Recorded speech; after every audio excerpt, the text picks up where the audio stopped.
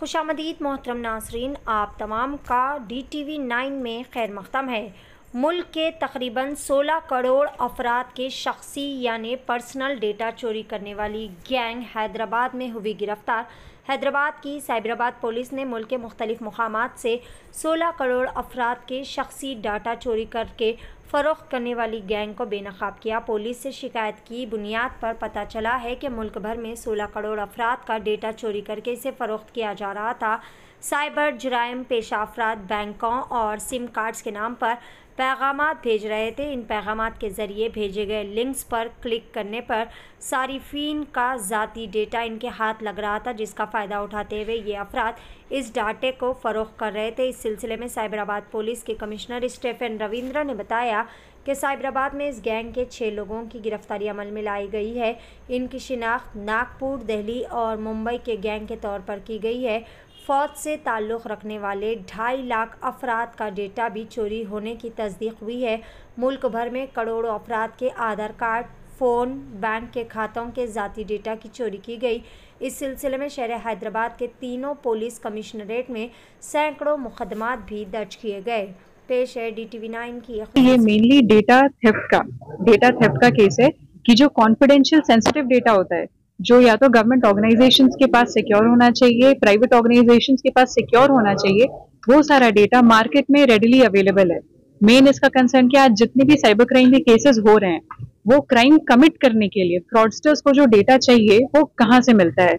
ये उसी का प्रूफ है कि ये सारे ऑर्गेनाइजेशन से जब डेटा लीक होता है, कुछ लोग, जिन लोगों को हमने पकड़ा है, वो ऐसे डेटा को एग्रीगेट करते हैं, अपने पास रखते हैं और फिर प्लेटफॉर्म्स के थ्रू उसको अलग अलग साइबर क्रिमिनल्स को सेल करते हैं। यहाँ पे जो प्लेटफॉर्म हमें पता चला वो है जस्ट डायल पे एज सर्विस डिलीवरी एजेंट्स ये लोग अपने आप को रजिस्टर करते हैं और वहां पे जो भी कॉल करता है, तो ऐसे कॉल्स के कस्टमर्स कोई नॉर्मल जेन्युइन इंसान नहीं होता है। जो साइबर क्राइम फ्रॉडस्टर्स होते हैं वो लोग जस्ट डायल पे कॉल करते हैं और बोलते हैं कि उनको फॉर एग्जाम्पल क्रेडिट कार्ड का डेटा चाहिए, डेबिट कार्ड का डेटा चाहिए, तो फिर वो उनकी इंक्वायरी लिस्ट होती है और वो इन सारे सर्विस डिलीवरी एजेंट्स के पास जाती है और फिर ये लोग उन फ्रॉडस्टर्स को वापस कॉल करते हैं, या तो फिर इनका जो डिटेल्स होता है वो फ्रॉडस्टर को चला जाता है थ्रू जस्ट डायल और फिर वो लोग इनसे टच में आते हैं।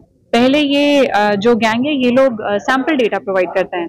सैंपल डेटा वेरिफिकेशन के बाद फिर जो फ्रॉडस्टर्स हैं वो लोग इनसे एक्चुअल डेटा खरीदते हैं। अच्छा, एक चीज और जिस तरीके से आपने कहा कि अभी ये चीज हमारी अंदर इन्वेस्टिगेशन है। एज ऑफ नाउ इन्होंने ऑन द लिस्ट इनके जितना डिटेल्स अभी मिला है एज ऑफ नाउ इन्वेस्टिगेशन करके एटलीस्ट 100 फ्रॉडस्टर्स को इन्होंने बेचा है। तो अभी वो 100 फ्रॉडस्टर्स के पास भी उनके पास इतना सारा डेटा होगा तो यू कैन इमेजिन कितने क्राइम्स वो कमिट करेंगे। बट अभी this is a matter of investigation and definitely we are sure more than a good number of cases, काफी केसेस इससे रजिस्टर हुए हैं। ये डाटा की सेफ्टी और सिक्योरिटी के लिए मतलब फ्लो होता है किसी भी ऑर्गेनाइजेशन में, कंपनी में, वो इंफॉर्मेशन फ्लो को सिक्योर करना कि कौन सा डेटा किस इंसान के थ्रू किसको जा रहा है। डेटा कुछ सारे सिक्योर चैनल के थ्रू शेयर होना चाहिए, ओनली ऑफिशियल ईमेल आईडीज के थ्रू शेयर होना चाहिए, व्हाट्सएप पे दूसरे प्लेटफॉर्म्स को यूज करके नहीं होना चाहिए। अकाउंटेबिलिटी मेंटेन होनी चाहिए सारे ऑर्गेनाइजेशन में। जो हमारा बिल है अभी पेंडिंग, वो बिल एक बार पास होगा तो फिर ऐसे इंस्टेंसेस होने बंद हो जाएंगे। अच्छा, ये पूरा मामला कहाँ से शुरू हुआ, मतलब आप तक कैसे पहुंचा और आपने कैसे शुरुआत की? नहीं, ये चीज हमें हमेशा से लगता था कि आखिर ये साइबर क्रिमिनल्स के पास डेटा कहाँ से आता है। तो फिर उसके बाद हाँ, we got a complaint actually. तो फिर because we were anyway investigating and thinking and then the complainant came to us saying कि this kind of data is available. तो फिर उसके बाद हमने इसमें इन्वेस्टिगेशन स्टार्ट किया and then it led to all of this. The accused have been arrested all from Delhi as of now, but they belong to different places. What was the allegation in the complaint? The allegation in the complaint is regarding